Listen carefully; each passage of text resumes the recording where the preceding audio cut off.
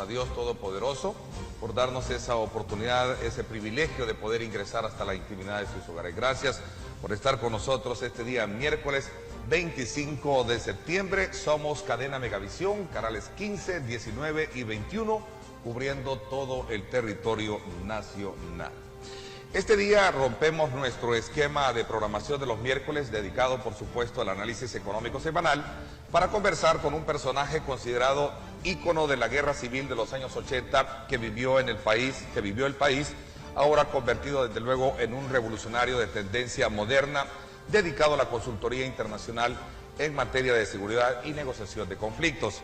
Me refiero a Joaquín Villalobos, quien en los últimos años ha sacudido, por cierto, la opinión nacional, publicando varios artículos periodísticos donde valora y compara cómo nuestro país se encuentra inmerso en una crisis institucional, política, económica y socialmente hablando.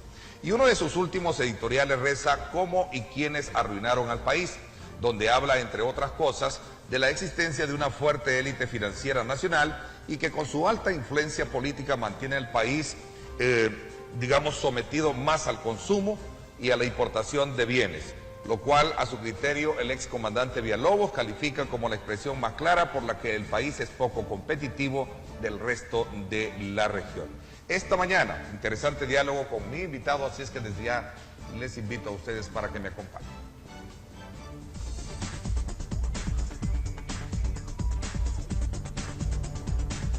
Con todo y altibajos, El Salvador tiene a diario la gran tarea de abonar a una democracia con transparencia e inclusión.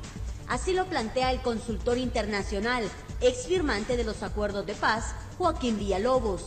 Análisis compartido por otra figura de la historia política. Hicimos la reforma agraria, bancaria y del comercio buscando parar el conflicto armado, dándole oportunidades a la gente, pero eso no fue posible. De manera que aquí la responsabilidad de la destrucción en buena parte la tiene ese sector oligárquico. Si hablamos de cómo y quiénes arruinaron el país, diversos actores coinciden en las desigualdades políticas, económicas y sociales, las cuales, lejos de olvidarse, deben tenerse claras para no repetirse. Un pueblo que no revisa su historia vuelve a cometer los mismos errores. Y ahora son los partidos políticos y las cúpulas de los partidos políticos los que más dañan la institucionalidad democrática. Pero como es normal, son temas que algunos los reconocen, a otros incomoda y hay quienes prefieren pasar la página. Si nosotros como sociedad política, como sociedad civil, nos quedamos encerrados en esa burbuja de analizar el pasado y de buscar culpables, simple y sencillamente no vamos a avanzar como país. La transición no ha sido la mejor y tampoco aparenta mayores cambios, pues por quinta ocasión, después de los acuerdos de paz, volvemos a los discursos electorales, con temas como la posible inconstitucionalidad de la ley de amnistía. Yo creo que la ley de amnistía fue necesaria, fue importante para transitar de la guerra a la paz. Sin embargo, ya hoy le corresponde determinar su constitucionalidad a la sala respectiva. Quien debería de estar preocupado por la ley de amnistía es el FMLN, nosotros no. Las fisuras van desde el choque entre poderes de Estado hasta un alto grado de conflictividad social. Un país atrapado por oligarcas y maras, según el análisis que tiene lugar este día en diálogo con Ernesto López.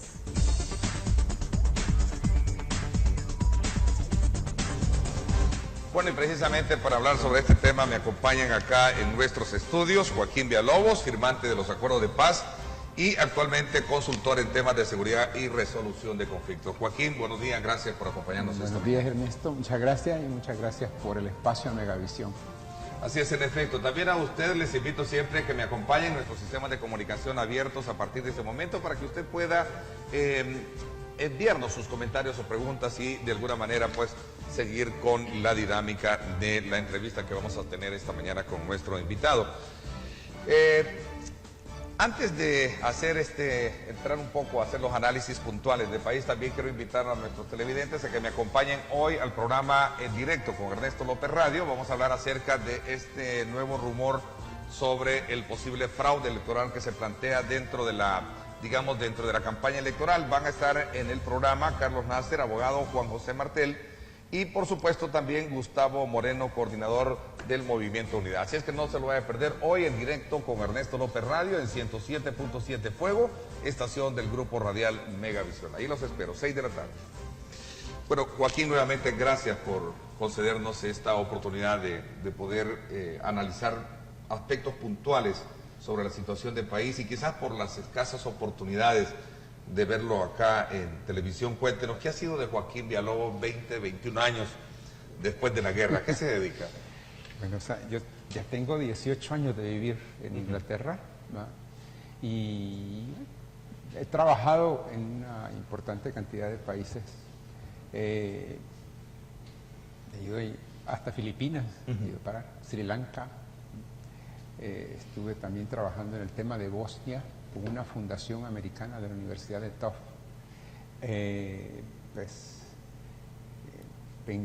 Ahí mismo en Oxford conocí al presidente Uribe, conocí a los académicos, a uno de los académicos que son conocidos allá como los colombianólogos o violentólogos por las características de Colombia, un país de los más violentos del continente.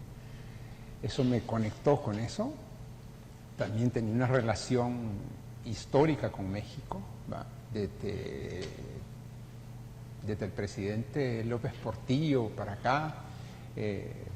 También conocí muy cercano con el presidente Salinas, el presidente Zedillo, que fue incluso parte de mis soportes cuando voy a Oxford. Y inicialmente por el tema de Chiapas, ¿va? Que es incluso un conflicto que se resuelve prácticamente sin tiros. Se resolvió sobre la base de un cerco de políticas sociales y golpes de tolerancia política. Y Marco, su dirigente, hoy está en las fiestas de la izquierda, ya de sin capucha y todo. Sí. Eso fue resolviéndose por lo suave. Y pues he construido una especie de lo que se podría cualificar como un negocio o una empresa de consultoría, pero yo solo, pues, que me permitió rehacer prácticamente por completo mi vida en los últimos 18 años. Y es un reconocimiento que cuesta mucho hacérselo. ¿Valió la experiencia de todo ese proceso de negociación que tuvo el país, que llevó a cabo el fin de la guerra armada, para poder de alguna manera conocer la resolución de conflictos, ¿no? Particularmente Colombia, México, que han sido países que han estado muy violentos hoy en día, ¿no? Cada quien tiene su propia tipología, ¿no? Y su complejidad, ¿no? Lo que pasa es que... ¿Qué nos parecemos? Dijo, de procesos como el que vivimos nosotros en... Mira, la experiencia de resolución del conflicto nuestro es prácticamente de las más exitosas del mundo. Son muy pocas las que, por ejemplo, pueden tener un cese de fuego como el que se ve aquí tan perfecto, una reconstrucción del Estado y de la democracia tan bien como se hizo. El problema vino después, por el mantenimiento de la polarización política. O sea, en el sentido de resolución de conflictos, El Salvador tenía incluso un valor agregado que no se explotó, que no se utilizó y que pudo haberse utilizado de forma más institucional como país. Hay países como Chile, como Sudáfrica, que han desarrollado esas experiencias y se han convertido en países, pues, que digamos que ofrecen, venden sus servicios y ayudan a otros. En nuestro país no hubo esa política, no hubo una política institucional para impulsar lo que fue. El nuestro es un país casi de juguete, es un país muy pequeño, pero sin embargo estuvimos en el ojo del huracán por un buen rato durante la Guerra Fría, debido sobre todo a la intervención de Estados Unidos en el país, pero no se explotó. Y son como dos cosas diferentes. Por un lado, el problema que teníamos del conflicto, que tenía características ideológicas, y lo que vino después, que pues es todo este tema de seguridad. Y en donde conectamos más con México en el tema de seguridad, o sea, tiene otra, porque lo de Chiapas fue una cosa bastante simple comparado con lo que vivimos aquí, casi no se puede comparar. En términos de el caso de Colombia, sí hay elementos muy valiosos para lo que se está viviendo ahora, ¿va? Y también pues para la forma en la que debía conducirse pues lo que podríamos decir, o sea, el manejo del conflicto, que fue la construcción de la política de seguridad democrática durante el gobierno del presidente Uribe, dado que aquí pues no fue muy democrática la seguridad y la forma en la que se hizo la contrainsurgencia, fue bastante salvaje la forma en la que se hizo la contrainsurgencia, pues entonces en el caso colombiano pues se construyó este concepto de seguridad democrática que tuvo entre sus componentes hacer una relación entre los derechos humanos y la eficacia operacional, que es toda una revolución en términos del manejo de la seguridad. A Joaquín Villalobos le ha tocado por 18 años ver al país de afuera, ¿no? Prácticamente de afuera hacia adentro. ¿Qué ha pasado en todo este tiempo? ¿Cómo examina usted el país y sobre todo después de haber participado en el conflicto armado y en ese proceso de pacificación que igualmente creo que el principal ideal era construir una nueva sociedad? Mira, es un poco triste porque en realidad yo mismo pues tenía mucha esperanza en que el país, esa transformación lo condujera a una modificación sustancial que beneficiara a los salvadoreños en general, pues, y no ha sido esa la realidad. Y para ponerlo en cómo estamos y cómo se puede ver desde afuera, si vemos a Latinoamérica en su conjunto, vamos a ver que Haití está ya del otro lado del río, pues como un país prácticamente ya fallido, fracasado. Y si revisamos el resto del continente vamos a encontrar pues a Bolivia, a Paraguay en el sur, y vamos a encontrar en Centroamérica a Nicaragua, a Guatemala, Honduras y El Salvador.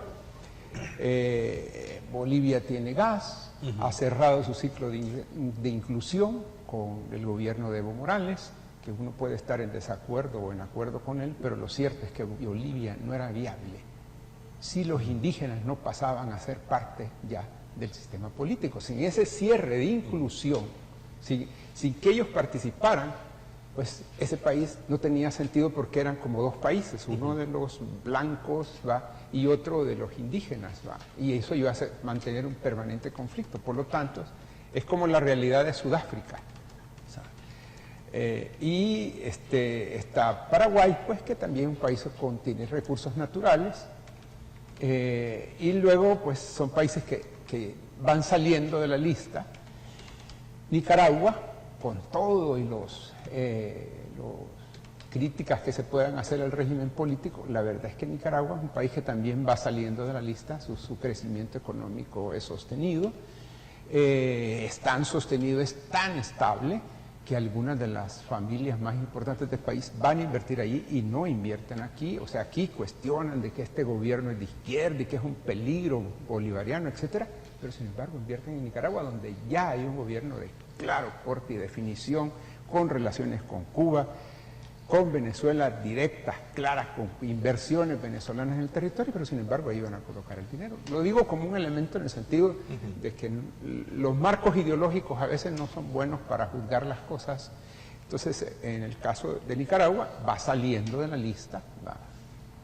Si se llega a hacer la obra de infraestructura del canal, pues Nicaragua se nos aleja y se va a constituir un triángulo al sur entre Costa Rica, Panamá y Nicaragua, que va a ser un polo de desarrollo de Centroamérica.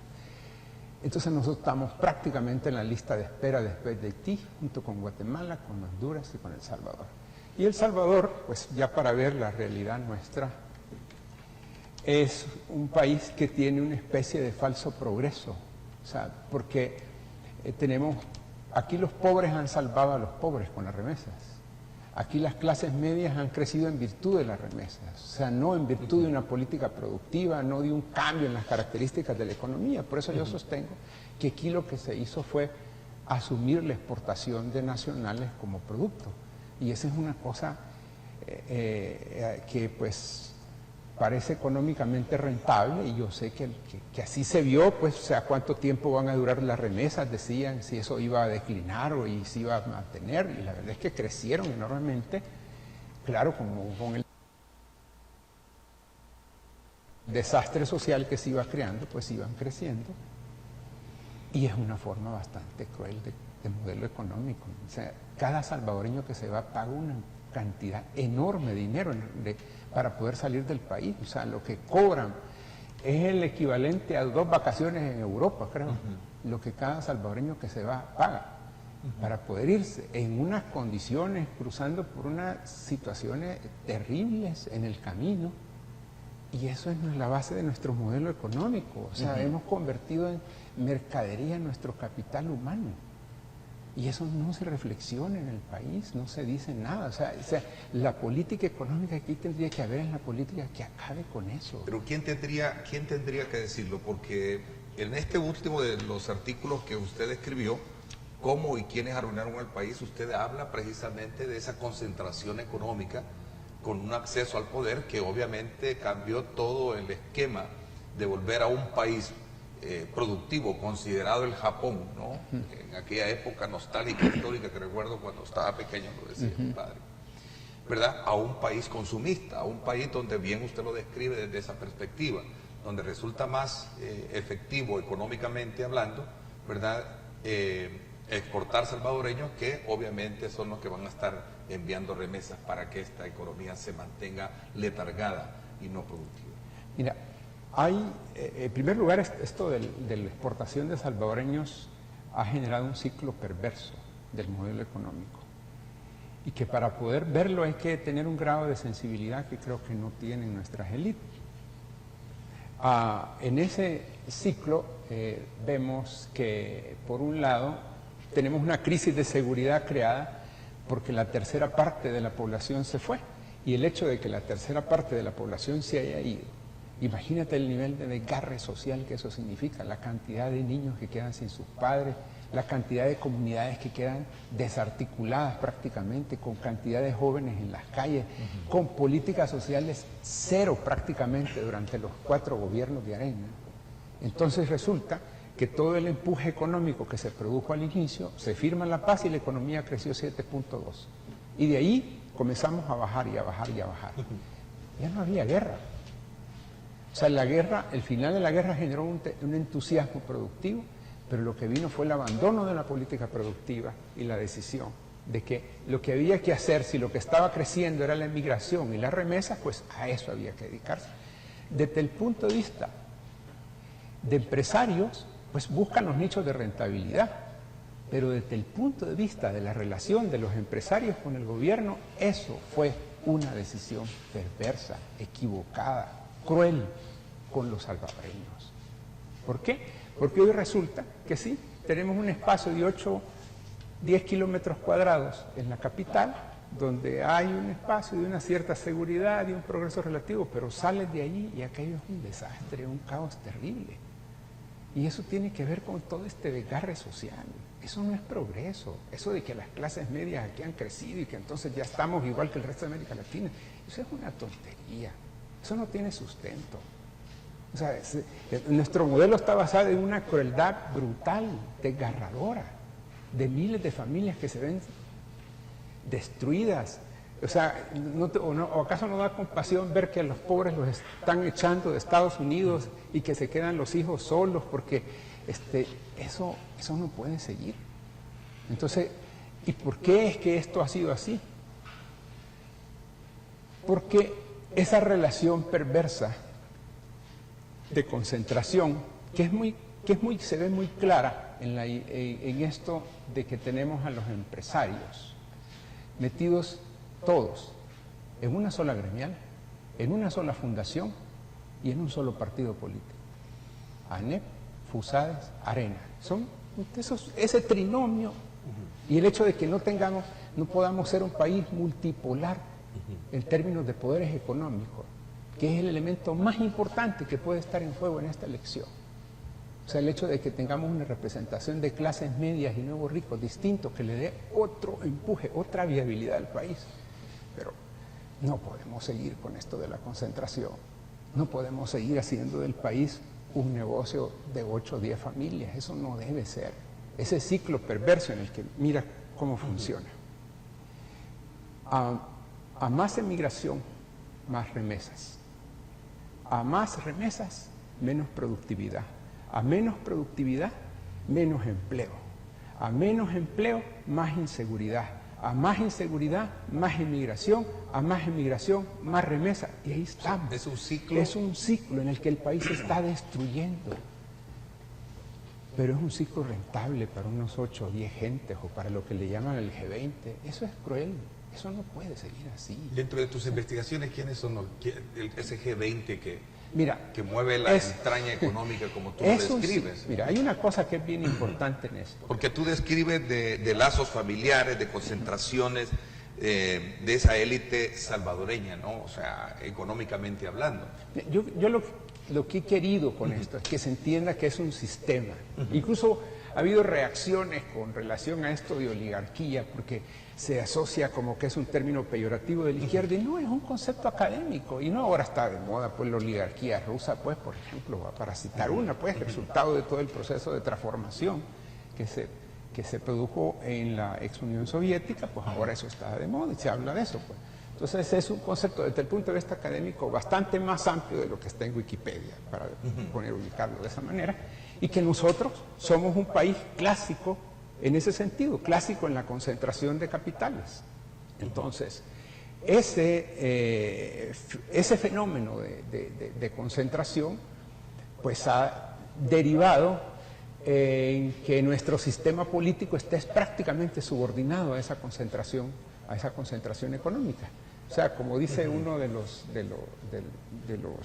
que han trabajado en ese tema, un autor de apellido Winters, que dice que la concentración, la desigualdad o la concentración extrema de la riqueza genera inequidad en la competencia política. Ese es el punto fundamental que está en juego ahora. El país tiene un sistema de subordinación. Y por eso es que yo no me refiero a las personas. Yo no toco a las personas. ¿Por qué? Porque es un sistema. O sea, algunos de ellos están ahí porque consideran que es rentable y les va bien. O sea, si yo me pongo ya a decir que fulano...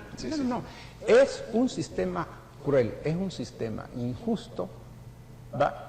Pero a lo mejor los que están ahí lo están haciendo de buena fe o porque les va bien o como sea, pues. Pero no puede seguir, no debe continuar. Incluso, mira, algo que tú tienes aquí en la agenda de forma sistemática y cotidiana, la corrupción. Pero el país tiene dos problemas. Tiene el problema de la corrupción y tiene el problema de la concentración de la riqueza. ¿Cuál de los dos va primero? El de la concentración de la riqueza. O sea, el problema nuestro no es que se roben los lapiceros o que se compren un boleto los diputados. Nuestro problema es la concentración de la riqueza, porque la concentración de la riqueza es la que genera todas las inequidades y todos los problemas del sistema político que conducen al problema de los boletos de avión, de los lapiceros que se pierden en la asamblea. Pero resulta que hay toda una política de que convertir el problema de la clase política en el problema principal del país y dejar el problema de la concentración en otro orden, como que si estuviera debajo, y eso no es así. Y esto no es solo nuestro, esto ocurre en otras partes. Está ocurriendo en España, donde, por ejemplo, el factor desencadenante de la crisis son los banqueros. Y los banqueros fueron los desencadenantes de la crisis a escala planetaria. ¿Y qué es lo que tenemos en general? Que estas élites económicas controlan medios de comunicación y se lanzan contra la clase política y están destrozando a la clase política. La clase política, claro que tiene problemas. Claro que da que hablar. Eso ocurre en cualquier lado, ocurre en Gran Bretaña, ocurre en Estados Unidos. Pero ese no es el problema principal que tenemos ahorita. A ver, pero cuando tú haces, y perdón, voy a tutearte, cuando tú haces esa reflexión muy directa a ese ciclo, digamos, viciado que se tiene, de cómo se mueven, digamos, los negocios alrededor de un país en desamparo, porque no tiene, en términos concretos, productividad. ¿Cómo romper ese modelo económico cruel al que Joaquín Villalobos se refiere? ¿Cómo puede cambiarse esa ruta de llegar a ser el segundo país después de Haití, como tú lo has descrito esta mañana? Por la vía del sistema democrático, por la vía de procesos de inclusión. Incluso en este momento yo creo que hay una oportunidad. Hay muchos que pueden tomar lo que voy a decir como que estoy tomando una opción política, así, como que me estoy encampañando. No, mira, es bastante simple la cosa. Si nosotros tomamos a las distintas opciones que en este momento se han configurado en una situación de oportunidad, la polarización fue otro negocio de los grupos de poder. O sea, tener un adversario inviable permitía ganar elecciones con comodidad, incluso hacer planeación de gobierno a largo plazo. Y eso conduce a la incompetencia y a la baja en la calidad a una reducción de la calidad en la competencia política. O sea, una polarización. Cuando tú estás en una situación de polarización, lo que ocurre es que se necesitan, para decirlo así, matones. Cuando tienes una competencia muy balanceada, necesitas cerebro, necesitas inteligencia, necesitas ofertas a la gente, necesitas resolver problemas. Entonces, pero si estás en una condición de comodidad, y eso fue lo que ocurrió después de los acuerdos de paz, hubo un proceso de falta de visión, sobre todo por esta relación empresariado entre ANEP, FUSADES, Arena, Estado. O sea, el momento que tenía en el gobierno generó pues una situación en la cual no había posibilidad de que emergieran alternativas que pudieran competir desde otra condición. Y eso hace que el sistema político quede desajustado. O sea, en ese orden, el hecho de que ahora haya tres en la competencia es una oportunidad histórica, fundamental, vital para el país. No la habíamos tenido nunca, pero hay una concentración de esfuerzos mediáticos para que esa tercera opción no emerja, porque se acabe el negocio, ese del trinomio que quiere asociarse al Estado y de mantener un adversario inviable, que es la idea del comunismo y etcétera, que es histórica. Incluso la forma en la que se ha realizado el ataque a esta tercera opción también responde a un patrón histórico, no es nuevo. Esto desde tiempos de Maferrer, de Alberto Maferrer, que se tuvo que emigrar a Honduras porque lo andaban persiguiendo, no seguramente para hacerle un reconocimiento, sino que seguramente va a matarlo, porque tuvo opiniones distintas sobre la insurrección del 32, que no coincidían ni con las de los comunistas, ni con la de los oligarcas. Y de ahí la historia es larga, la historia de personajes que lo cito a él para llegar a Roberto Edmundo Canessa, por ejemplo, que vapuleado en Quiquilisco. Y que la policía, ustedes se conoce la historia de eso, Enrique Álvarez Córdoba, que acabó asesinado también, que bueno, qué más oligarca que Enrique Álvarez Córdoba, era de las familias clásicas del país. Y esos procesos de división en el poder son fundamentales para poder darle al país una viabilidad distinta y que tengamos una competencia. Bueno, está bien, si tienen derecho, que tengan su partido. O sea, Arena es el partido de los grandes ricos, es el partido de los ricachones del país, de la gente que quiere hacer negocios con el Estado. Así es la democracia. Tu lectura te lleva a eso, a entender que de ese binomio tradicional que hemos tenido, ¿verdad?, de opciones políticas en el país, una tercera fuerza es el aprovechamiento para poder romper. Para generar un equilibrio. Incluso, mira, la elección que viene no es una elección ideológica, no es una elección para escoger este candidato me cae bien, es una elección para equilibrar y balancear el sistema político. ¿Por qué? Mira, una manera bastante sencilla quizás de graficarlo es la siguiente. Tenemos tres opciones. Una opción es la opción que ya conocemos de Arena, que es una opción que se jacta de que ellos producen, de que ellos son buenos para producir, para manejar la economía, etc. El problema es que esta es una opción que produce pero no reparte, que concentra, que se apropia, que extrae para ella y que saca incluso recursos del país, y eso está probado con lo que hicieron en 3 gobiernos. Esa opción produce, pero no reparte. Tenemos una segunda, la que reparte sin producir. ¿Por qué?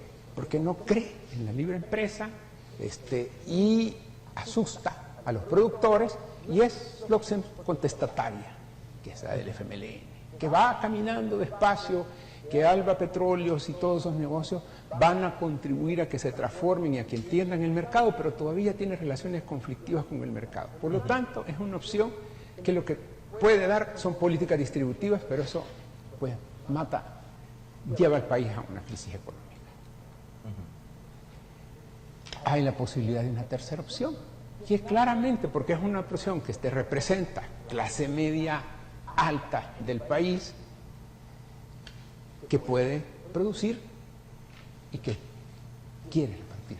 Cualquiera puede creer que usted está apoyando indirectamente o directamente la candidatura de Elías Antonio Saca, ¿no?, como una tercera fuerza, que es la que se perfila, sin menospreciar al resto de los que están participando. Y entonces, ¿cómo hacemos para resolver al país? Pues, o sea, porque para resolver los problemas del país, o sea, lo que tu pregunta es válida, pero de eso se trata esto, pues. O sea, si a mí en un país X me dicen, aquí hay una situación que tiene estas y estas características y están estas fuerzas, o sea, no desde el punto de vista de ir a ver y revisarle el pasado a cada uno de los candidatos, no. La variable de clase media es la que puede ajustar el sistema de competencia, porque, mire, uno de los elementos más complicados que hay en la actual situación que padece el país y que tiene que ver con el hecho de que te den las gracias porque me hayas invitado a estar acá. ¿Por qué? Yo tenía columnas en los 2 matutinos más importantes del país y no fue por mi gusto que dejé de escribir, sino porque no les gustaba lo que escribía. O sea, al parecer mis artículos tenían muchos errores de oligarquía, ¿va? Y entonces no les gustaron y me los pararon, ¿va? Y obviamente, ¿será responsabilidad de ellos totalmente? No, no creo. Yo creo que lo que pasa es que, mire, el país funciona con una concentración de capitales que luego subordinan unas cuantas docenas de empresas, que a su vez subordinan a otras, y por eso esta cosa de ANEP, Arena, ¿sabes? Y dime, si alguien aquí es un tribunal es del magistrado de un tribunal, o es un presentador de televisión como tú, que muy valientemente estás acá sabiendo de que el mercado es un mercado ideologizado, es un mercado controlado. Por lo tanto, si hablas algo o dices algo que no está, entonces tú estás en riesgo tu posición laboral, y eso es algo que aquí no se discute. Entonces, ¿quién puede decir estas cosas? Yo no tengo ningún riesgo, 0 riesgo, vivo fuera, va, y puedo emitir juicios sin tener costo. Entonces, ¿qué creo? Que la variable de clase media, no estoy hablando de personas que representen en este momento una agrupación de partidos políticos que se ha construido, es la que puede sacar al país, a empezar a sacarlo, con todas las imperfecciones que pueda tener. Porque aquí no se trata, por eso, esto no es una elección ideológica, no es una elección de simpatía, es una elección para ajustar la competencia política. Y si no, ¿qué van a hacer? ¿Votar por un señor que va a perder? Está clarísimo. Si el polo ANEP, Arena, Fusaes están felices con el candidato, con el error que cometió el Frente al escoger el candidato. Ellos dijeron que querían un candidato para cohesionar a su partido, no para ganar. Bueno, está bien, esa fue la decisión, pero resulta que ahora los votos que reciban se van a convertir en votos para restaurar el sistema oligárquico que le cambió la ruta al país, le cerró la esperanza al país después de que se firmaron los acuerdos de paz, cuando la economía estaba creciendo y estábamos entrando a hacer cambios democráticos y no se pudo. Entonces, aquí todo el mundo está, como dicen allá en México a veces con las zonas que controlan los capos, todo el mundo está en la nómina, en la planilla de los señores por lo tanto no se puede hablar. Okay. ¿Va?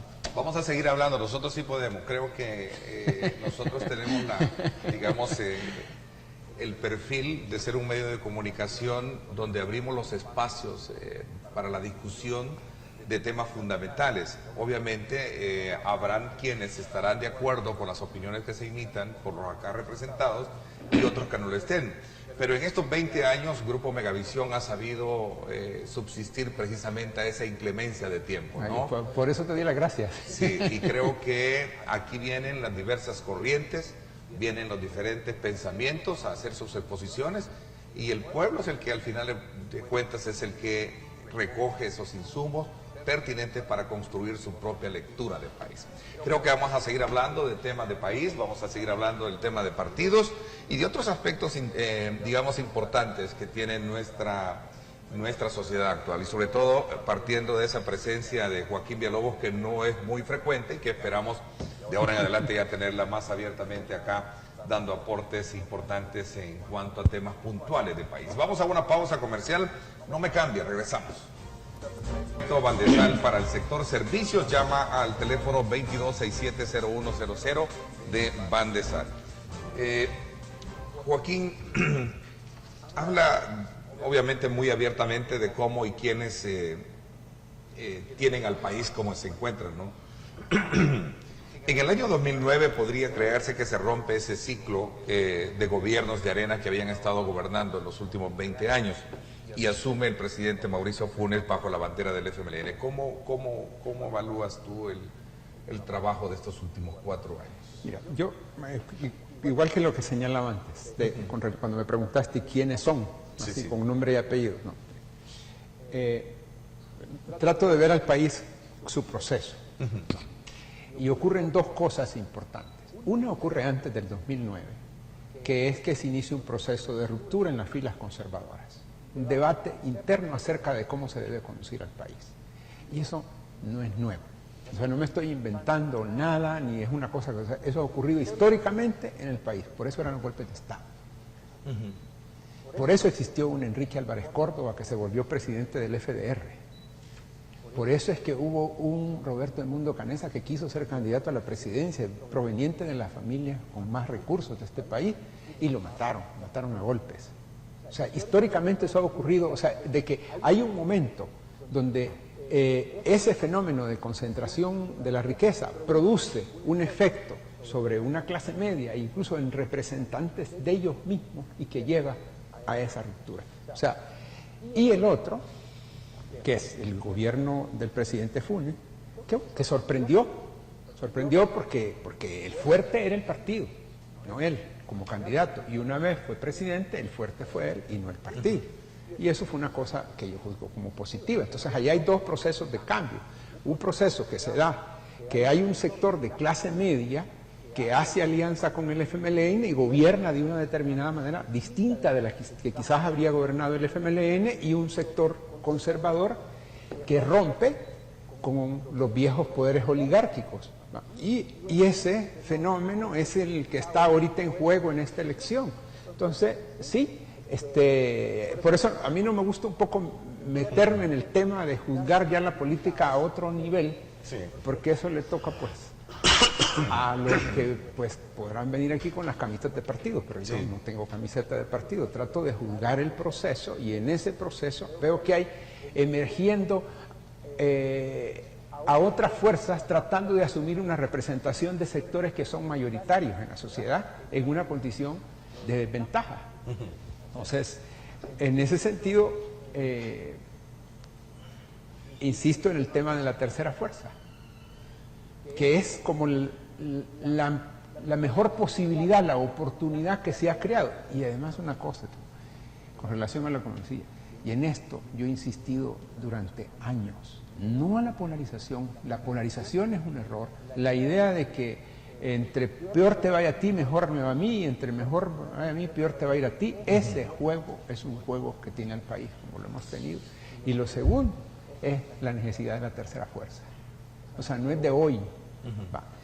¿Qué es lo que han hecho históricamente con las terceras fuerzas o con fuerzas que intentan competir desde posición moderada? destruirlas moralmente. O sea, toda esta cosa que ha salido de ahora con relación a la corrupción que se saca. Mira, como dice el presidente de Colombia, le escuché decir al presidente Santos una vez, el perro no lo capan dos veces. No. ¿Por qué razón? Recientemente me encontré con un número de la revista Gente que editaba aquel famoso señor Waldo Chávez Velasco, donde él habla de cómo hicieron la estrategia para cargar a contra la democracia cristiana con el tema de corrupción, y hasta las mismas historias. El helicóptero que tomó una foto de una casa, una mansión en Mirambaye de un conocido diputado de la democracia cristiana, lo convirtieron en símbolo sistemáticamente. Pues al perro no lo capan dos veces. Yo esos cuentos no me los trago. Eso es una reacción estructural del sistema para defender su posición de ventaja. Lo han hecho toda la vida. Lo hicieron contra el presidente Duarte, en una condición en la de que el presidente Duarte era el principal mecanismo que tenían para defender la correlación militar. Incluso, hago un punto y aparte, yo tuve una conversación en República Dominicana muy larga con Gerardo Lechevalier, un personaje de primera, un hombre brillante y muy listo, y con mucha formación. Y la verdad es que después de esa conversación me dio un sentimiento dije, ¿y por qué no hicimos la paz con Duarte? Sobre la base de un pacto antioligárquico, que era el problema fundamental del país. Debimos haber buscado firmar con el ingeniero Duarte, pero así es la vida, O sea, a veces nos equivocamos, Y igual, históricamente, mira, voy a mencionar otra persona que tengo sentimientos con él, don Jorge Sedán, turco, que el ladrón, y no, hombre, simplemente eran expresiones que intentaban darle al país otra polaridad, y fueron duros hasta que se los acabaron. Así se acabaron a la democracia cristiana. Entonces, hoy hay otro chance. Si quieren, han alineado por la vía de la nómina, por la vía de la planilla, por la vía de que si me salgo no tengo de qué comer, prácticamente a buena parte de la masa crítica de este país. ¿Y por qué? Porque el problema es que si te sales de ahí donde trabajas, si ellos son los principales empleadores del país, no puedes criticarlos. Si los criticas, te quitan los anunciantes, para hablar de la soga en la casa del ahorcado. Así es, eso es así. Y eso es una oligarquía, que lo estudien, que manden a sus hijos a Harvard, ahí se lo van a explicar. Es eso, por eso, y esta reacción que están teniendo contra el expresidente Saca, o las que han hecho con el presidente Funes desde su gobierno, de empezar a cuestionarle que si fuma tal cigarro o que si bebe tal whisky, y eso a mí qué me importa. Lo que me importa es que hizo un programa de Ciudad Mujer que es muy bueno, Podrá estar en desacuerdo en otras cosas, pues, pero de esa manera es que podemos ir sacando al país con un sistema de representación de política en la cual los intereses de la gente estén más cercanos con el gobernante que en un partido que hizo de la exportación de salvadoreños la principal política económica y simplemente se acomodó. Mira, es que uno no puede llegar al gobierno y salir con un banco debajo del brazo comprado por, qué sé yo, por $10 millones y luego venderlo por 1.000 tú. No, eso no está bien. Yo conté eso en un círculo donde habían pura gente de primer mundo, de lo que fue la privatización de los bancos, y uno de los que estaba allí, británico, me dijo, y no está preso. Esa es la diferencia. O sea, esto no puede seguir. Eso es cruel. Es cruel con la gente. Entonces, ¿cómo se corrige? Yo no estoy planteando que se corrija porque me cae bien tal candidato. No, se corrige ajustando el sistema de representación. Así ha sido en todas partes del mundo. O sea, no es una cosa. La gente, el elector, ya se mueve con las categorías de el candidato me cae bien, no me cae bien, le entiendo, no le entiendo, le creo, no le creo. Eso es otra cosa. Pero desde el punto de vista de la racionalidad, el país necesita un equilibrio en la competencia, porque ese equilibrio en la competencia lleva a empoderar al pobre, le da valor a su voto. Mira, un ejemplo bien claro del valor que tiene la tercera fuerza. Omito la idea de que me estoy poniendo una camiseta partidaria. Mira, y es bien práctico, cómo eran las campañas electorales hasta antes de esta. Era el partido que se iba a comer a los niños y el que los iba a vender. Era odio versus miedo. Ese era el eje de campaña. Así es la campaña. ¿Cómo es hoy? Hoy es una campaña de ilusión, que hay unos que la están interpretando porque los programas que no se sabe si se van a cumplir. Tenemos un salto de calidad en las campañas. La campaña de hoy es una campaña que está basada en decirle, oigan, quiero su voto, démelo, yo le voy a dar mejor, yo le voy a ofrecer un país mejor. Así está la campaña hoy. ¿Y por qué? Porque la entrada de la tercera fuerza rompió el debate polarizado entre el come niños y el vende niños y el del temor y el del odio. Entonces ahora ya solo con la entrada ya tenemos un beneficio, y de eso se trata esto. ¿Por qué venir a hablar, describir al país, mapear al país de esa naturaleza y con la misma irse del país? ¿Se ve Joaquín Villalobos participando en política? Esa es la pregunta del $1.000.000. Sí.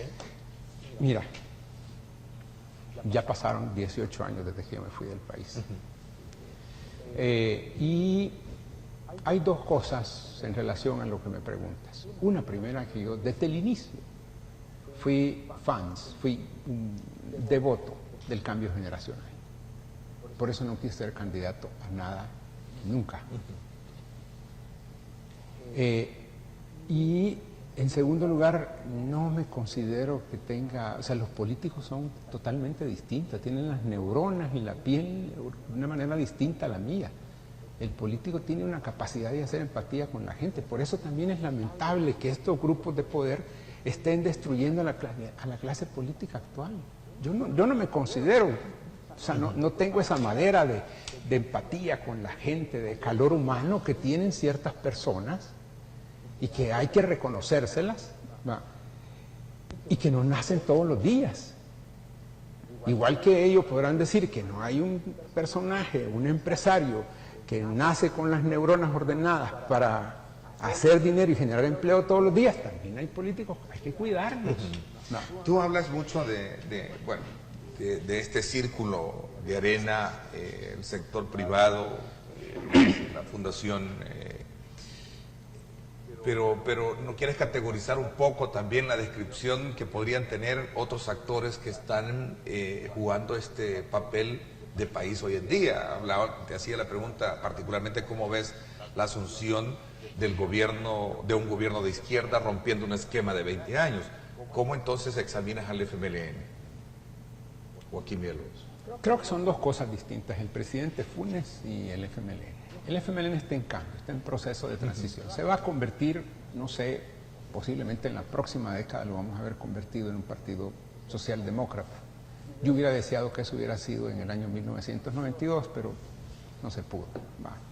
No se pudo, y como dije hace un rato, así es la vida. ¿Qué le vamos a hacer? Me equivoqué, debimos haber firmado con Duarte, pues bueno, como...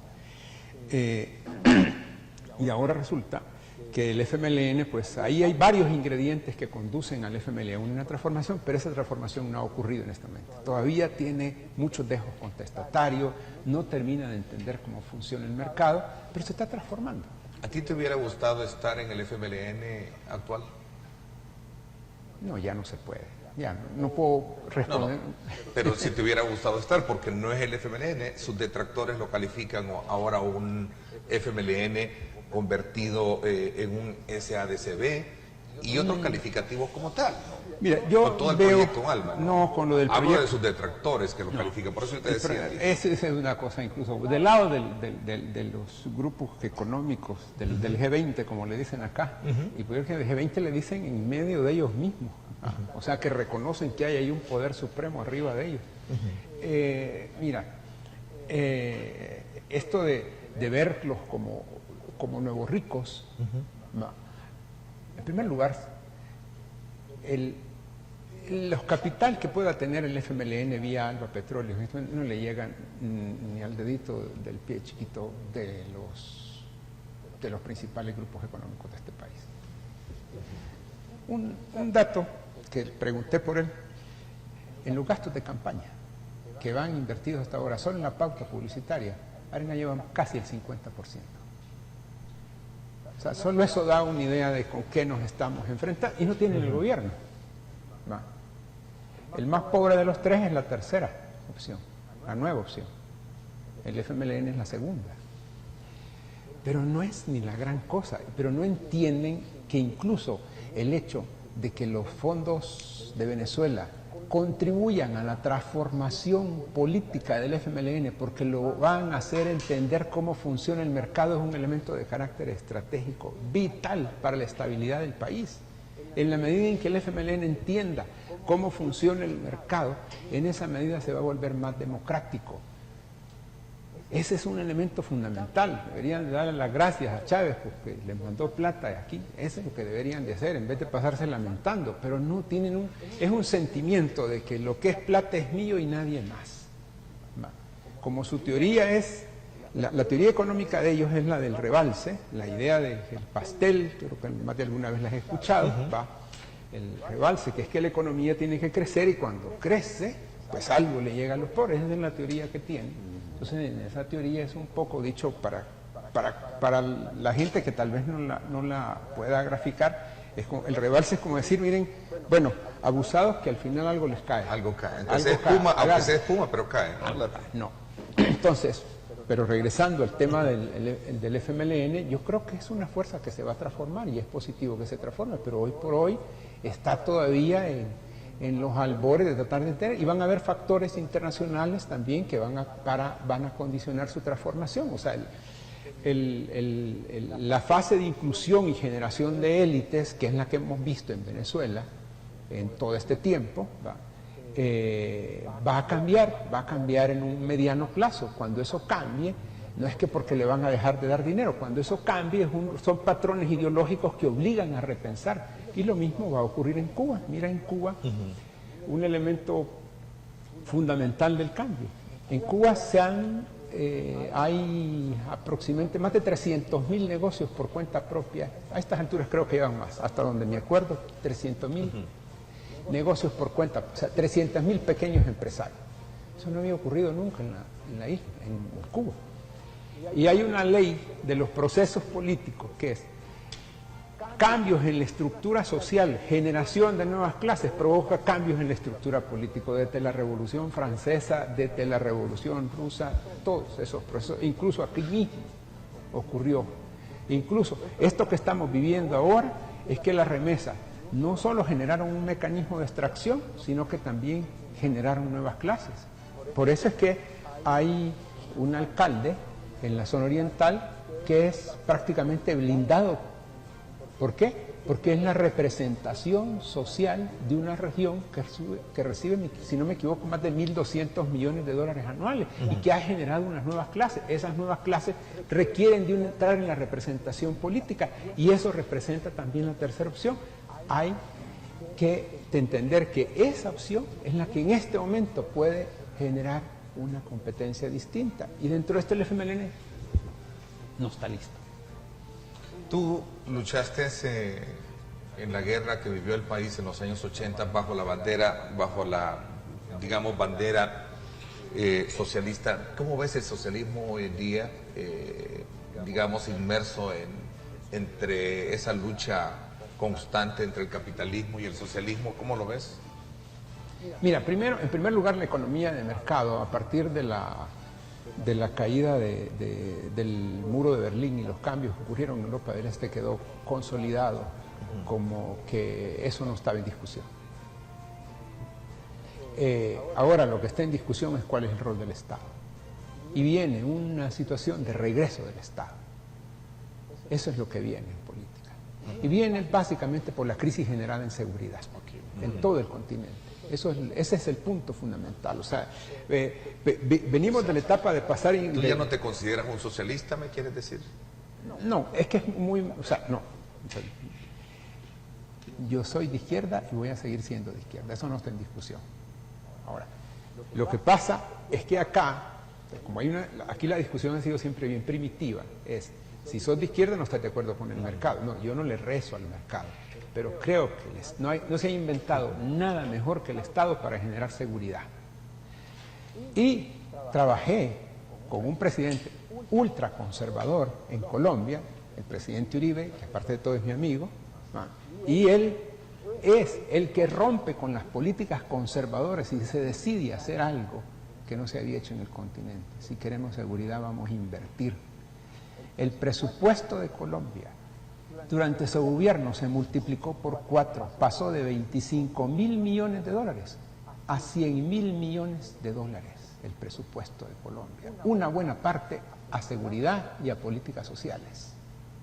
Pero el Producto Interno Bruto de Colombia subió de 100.000 millones de dólares a 400.000 millones de dólares. Demostró que el Estado era importante y que había que invertir acá para resolver el problema de seguridad. Si no se toma la decisión de invertir, la seguridad es cara, pero es rentable. Ok, ya me vamos a explicar mejor ese concepto. Voy a hacer una pausa comercial. Gracias. Pregunto, dice alguien ahí, al señor Villalobos. Vamos a ver.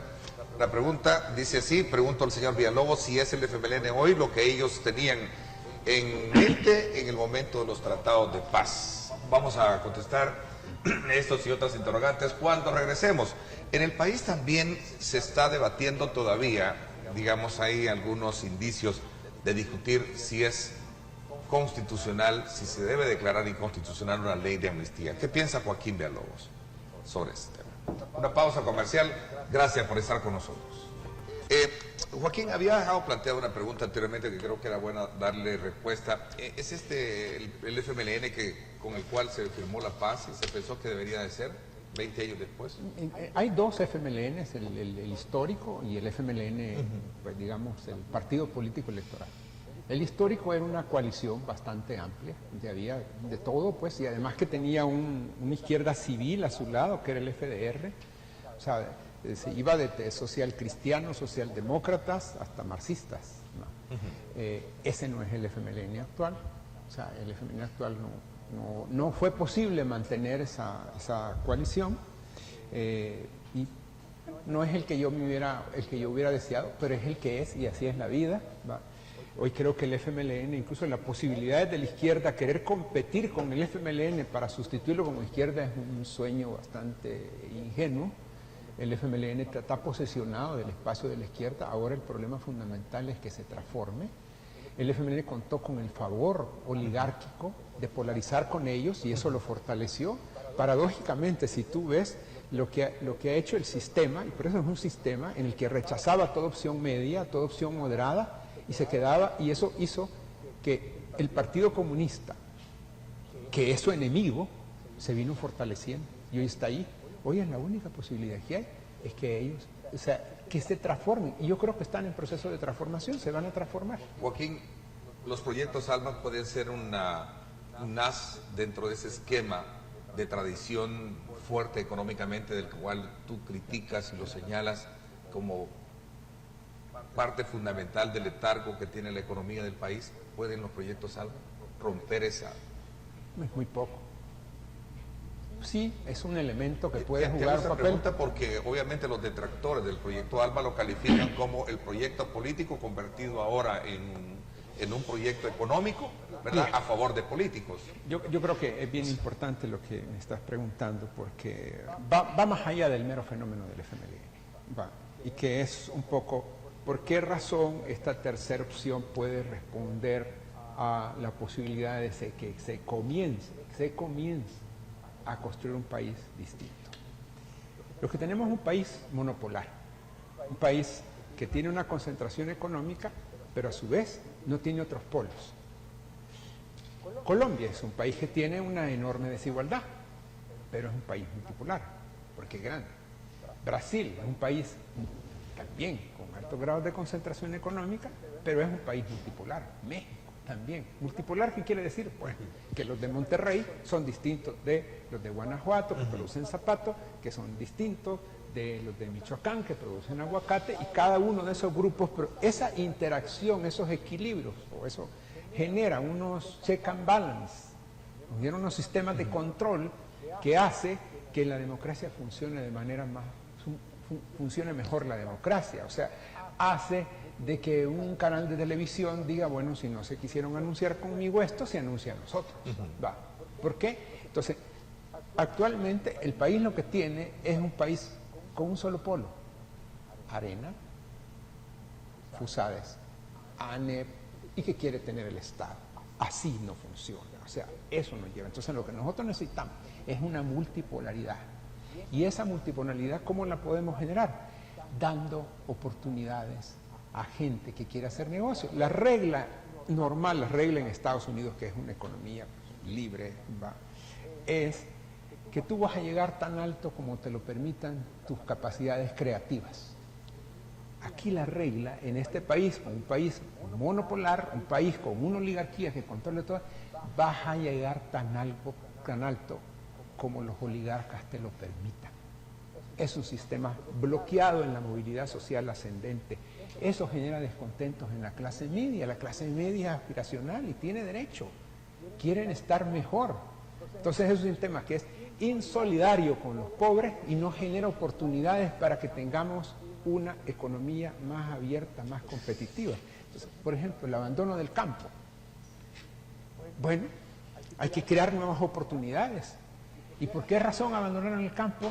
Porque bueno, ¿y cómo se iban a poner a sembrar aguacates, que fue lo que le sugirió un ministro acá?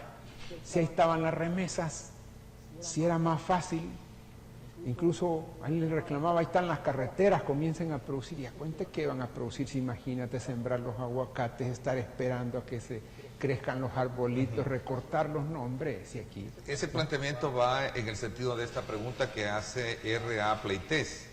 Pero ¿cuántos años tardaría esa transformación de la que tú planteas si tendrían que aprender a ser ricos?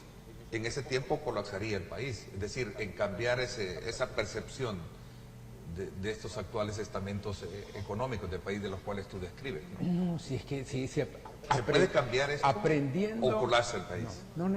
Yo creo que, con todo el respeto, creo que la pregunta no tiene sentido. Esa pregunta lo que nos somete a la idea, solo pueden ser ricos los que ya son ricos. No, eso no es así. Eso no es Estados Unidos, eso no es Gran Bretaña, eso no es Alemania. O sea, los países que son ricos porque aquellos que tienen capacidades creativas tienen posibilidades. Cuando yo hablo del fenómeno de ALBA, a lo que me estoy refiriendo es que nos va a transformar a una fuerza política. Eso no quiere decir que vamos a convertir en ALBA en unos nuevos oligarcas. Eso es un gran chiste. Eso no es posible. Si en este país o en cualquier otro país, o sea, si hay algo que es extremadamente difícil, es que poderes económicos históricos colapsen. Y lo difícil es que emerjan.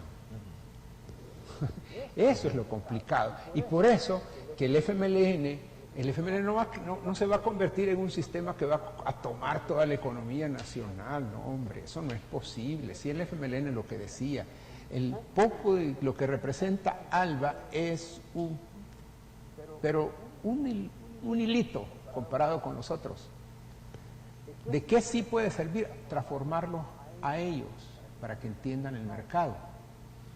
Pero mientras tanto, lo más importante es que cambiemos el sistema de representación, y cuando cambiemos el sistema de representación y tengamos una fuerza política que represente clases medias, que pueden asumir el interés de movilidad de clases medias hacia arriba, y que también pueden asumir no el rebalse, no el pónganse abusados que algo les va a caer, sino políticas de solidaridad con el desastre social que genera el modelo anterior para empezar a transformarlo en un modelo que ya no exporta salvadoreños, sino que lo que haga es comenzar a importarlos, a regresarlos al país.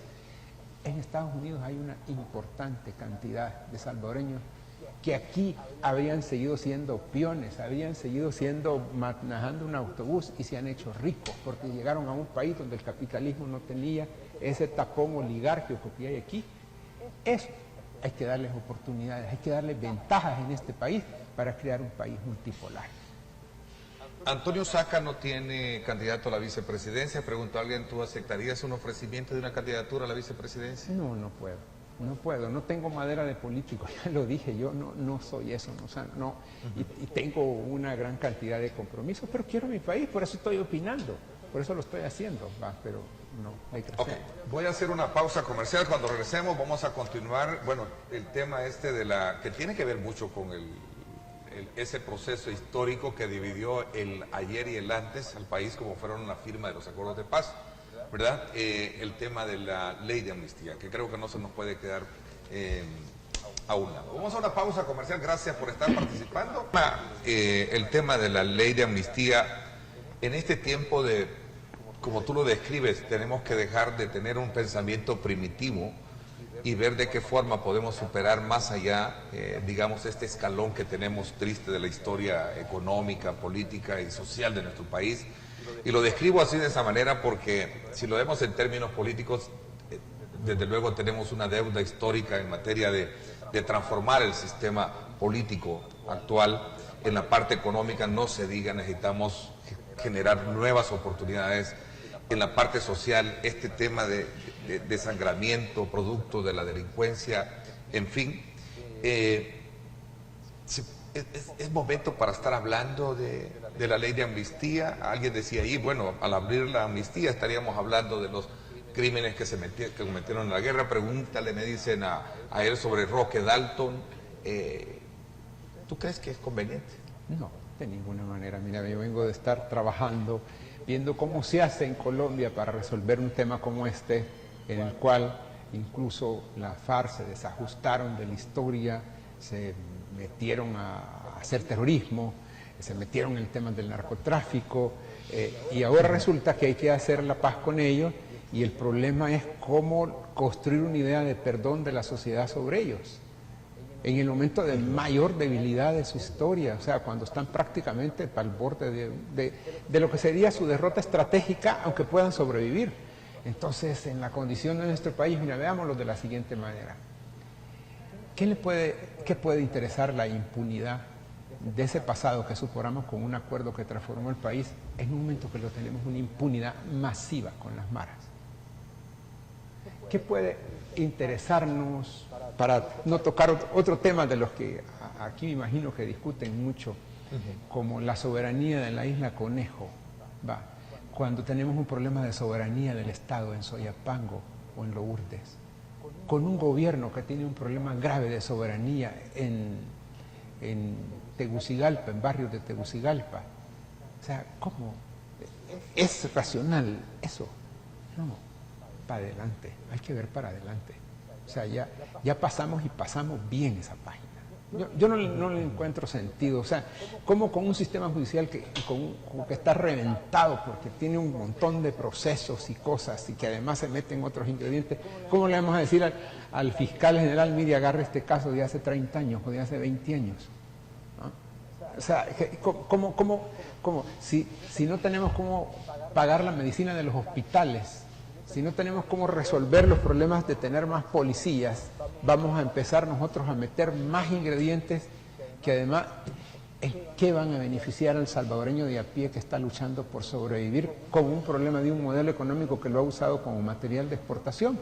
Yo creo que ese no es un problema trascendental, no es un problema positivo para el país, de ninguna manera nos va a ayudar, y si lo hicieran, si eso llegara a levantarse, pues se va a convertir en una especie de bomba de tiempo en una sociedad que se está degradando socialmente y se está descomponiendo. Hemos hablado de productividad, de letargo, y no hemos hablado muy en particular de ese tema, ¿no? Del tema de seguridad. Aunque aquí hay una pregunta bien interesante que dicen, Joaquín Villalobos manifiesta que no se considera político por no tener esa simpatía y todo el mundo está pendiente de la entrevista, alguien dice por ahí. Bueno, la pregunta es, ¿cuánto golpea y cuál es el análisis que tú tienes con respecto a el tema de la inseguridad que se vive en el país? Y cómo resolverlo partiendo de la experiencia que tú haces con tu trabajo como asesor en otros países, en el caso de Colombia, que tiene otras características, pero México tiene características casi muy similares. En México no hay una guerra de guerrillas, es una guerra de narcos y por consecuencia también alguien decía, en el país casi es lo mismo que tenemos, ¿no?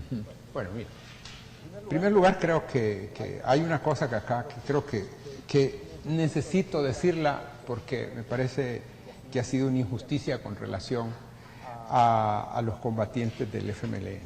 Esta fundamentación teórica que se ha hecho con el tema de la tregua, haciendo una especie de simetría de que las maras eran como algo parecido a la insurgencia, me parece un absurdo. Los que se alzaron por valores, no por antivalores. O sea, las maras representan un problema de degradación por un modelo económico-social. Y los insurgentes representaban un alzamiento por valores, que además lo tengo medido, en un sistema donde se había degradado el sistema político del país. Son dos cosas completamente distintas. O sea, no se puede aplicar la una a lo otro. O sea, como dicen, entre ladrones no hay honor. O sea, esa es la regla con las maras. La regla con los combatientes era completamente distinta, era otra. O sea, le pasé un cuestionario a 100 combatientes de unos aproximadamente 3.500, 4.000 combatientes que tenía el FMLN. En ese cuestionario les preguntaba sobre su familia, sobre sus papás, sobre sus ideas religiosas, sobre las motivaciones que tuvieron para pelear, sobre si habían bebido alcohol, consumido drogas, si habían tenido arrestos en la policía, y todas las preguntas. O sea, pero prácticamente el 99% de los combatientes provenían de hogares con padre y madre, con formación religiosa y valores. No habían sido borrachos, no habían sido drogadictos, no habían incurrido en delitos y no eran violentos. Son así las maras. Yo creo que eso es bien importante entenderlo para que no se hagan simetrías. Son dos cosas completamente distintas. Ahora, ¿que las maras son un problema social? Sí, es cierto. ¿Que son el resultado del modelo económico? Son como lo que queda del proceso de exportación de personas. Entonces hay que resolver ese problema económico. Por eso es bien importante lo que señalaba antes. Ahora, ¿cómo resolver este problema? Que además abarca el problema de seguridad, es un problema en todo el continente. ¿La tregua será un factor para ello? No, la tregua. Bueno, el propio presidente lo dijo, que la tregua no era la solución al problema. Así que no, la tregua no. Y paso un poco a explicarte un poco. Mira. En América Latina hay un conjunto de experiencias, digamos, que han alcanzado altos grados positivos. Está una en Brasil, que no me recuerdo bien cómo se llama, algo Viva, otra en República Dominicana que se llama Barrio Seguro, hay otra en México, en Juárez, que se llama Todos Somos Juárez. ¿Se me queda alguna? Y la de Colombia, que en mi opinión es la más integral, que se llama Plan Cuadrante, que es un plan que se tomó de Chile, donde se iniciaron esa experiencia de que se llama Plan Cuadrante. ¿Cuál es la característica de todos estos planes? La característica es que llevan, primero, inversión. La seguridad es cara.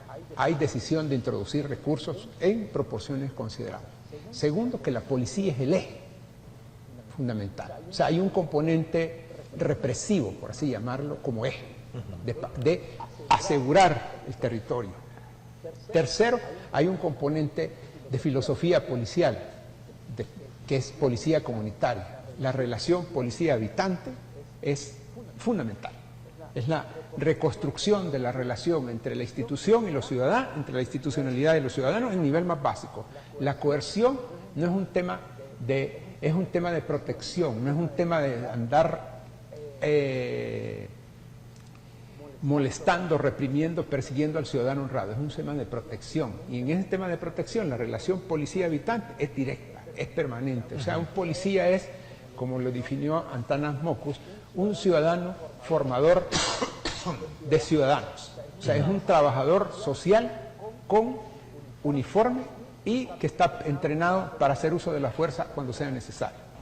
Luego de esos componentes hay coordinación interinstitucional en la planeación. O sea, entran una diversidad de instituciones, pero no entran una por un lado y otra por otro, sino que entran esas instituciones bajo una coordinación central, teniendo como eje la policía. Hay una planeación multisectorial. La planeación multisectorial es que lleva componentes de fiscalía, por ejemplo, porque hay que quitarle a la gente aquellos, si en una zona, en una región hay unos delincuentes, unos homicidas terribles, que son los que están, o sea, hay que asegurarnos que esos salgan de circulación. Entonces, fiscalía, jueces, o sea, entran en el plan, entra la policía, entra educación, entra salud, entra obras públicas, entra iluminación, entra el gobierno local. Esa planeación multisectorial es fundamental para la recuperación de territorio. Y al final, un elemento más, que unos lo llevan, otros no llevan componentes de carácter antropológico que van dirigidos fundamentalmente a la transformación de los jóvenes, porque no se trata solo de un problema de empleo. Se trata de problemas que van mucho más allá, son problemas que están relativos a hogares disfuncionales, a muchachos que no tienen el papá, no tienen la mamá, o sea, que los ha educado la calle y que por eso hay que recuperar la calle, pero en ese proceso es vital cosas como deportes, algunas veces deportes fuertes. Por ejemplo, en el caso de México funcionó un gimnasio de boxeo que era de un famoso boxeador, eso fue en Monterrey, que se convirtió en un elemento muy atractivo para los jóvenes y sustrajo mucha gente. Hay componentes artísticos, baile, música. En Gran Bretaña, por ejemplo, esto del baile callejero, que tiene concursos y todo, es una manera de sacar energía de los jóvenes, y aparte de todo también puede ser productivo porque te genera elementos de identidad, te nacen conjuntos, grupos musicales, etc. La música es otro elemento fundamental. Entonces, esa planeación multisectorial va. ¿Cuál es la diferencia que hay entre esos procesos, esas experiencias y la de las maras? En el caso, en la tregua, en el caso de estas otras experiencias, se invirtió muchos recursos, hizo todo, y los homicidios y los delitos comenzaron a bajar gradualmente en la medida en que los planes se implementaban. Tú ves la tregua, aquí fue como los bueyes detrás de la carreta.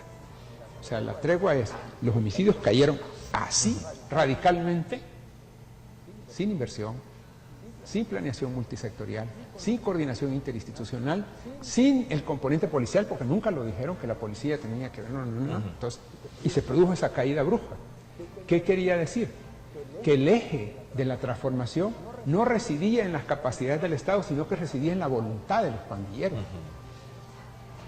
Esto sería como, quiere decir que entonces para resolver los problemas del país tú puedes resolverlo prácticamente rezando o suplicando de que las cosas se transformen. Si lo que tú tienes que transformar son las capacidades del Estado, algunas personas se podrán transformar, pero no puedes convertir en eje, en política de Estado, que tú vas por la vía de la imploración, a hacer que un problema se resuelva. Si no, podríamos hacer puentes si nos pusiéramos a rezar ahí al borde de un río, suplicando que se haga un puente a ver si sale al siguiente día. Entonces, en este caso, ¿qué ocurrió? Que en la medida en que, claro, los delitos bajaron, pero ahí van de regreso. Con mano dura fue igual, porque no era integral. Mano dura lo que hizo fue que igual cayeron los delitos, pero después se empezaron a recuperar. Ok, yo creo que vamos a tener, no sé si hay un compromiso, esta mañana podríamos sacarlo, de que siempre que vengas al país puedas acompañarnos con esas lecturas muy interesantes que creo que refrescan un poco la mente de los que estamos entretenidos con todos estos temas de la política doméstica. Bueno, muchas gracias. Y quizás una idea final con relación a la situación política, mira, muy breve. Hay una carta del primer ministro Nikita Khrushchev al presidente Kennedy cuando estaba la crisis de los misiles del 63. En la carta le decía que estaban tensando la cuerda y el nudo se iba haciendo cada vez más difícil de poder desatarlo. Y que entonces le decía, la única manera que vamos a desatar el nudo es vía una guerra nuclear que nos habría hecho desaparecer. En el país, antes de la guerra, lo que se hizo lo mismo, fue ir haciendo cada vez más difícil de desatar el nudo, hasta que llegamos a la guerra. Ahora, La polarización es lo mismo, es la cuerda, se va tensando y el nudo se va haciendo más difícil de desatar. De ahí la importancia de una tercera opción que ayude a desatar el nudo, y ya habrá tiempo para que la gente vote por su opción preferida y por su candidato preferido. Por ahora, lo fundamental es ajustar el sistema y mejorar la competencia. Joaquín, gracias por haberme acompañado esta mañana, habernos dado de primera mano, desde luego, esta lectura. Se suma a otras que, desde luego, dan forma y pie a cómo está el país prácticamente. Gracias por haberme acompañado. Qué gusto haberte visto también. Gracias por atreverse. Gracias. 8 de la mañana en punto. Gracias. Pásenla bien.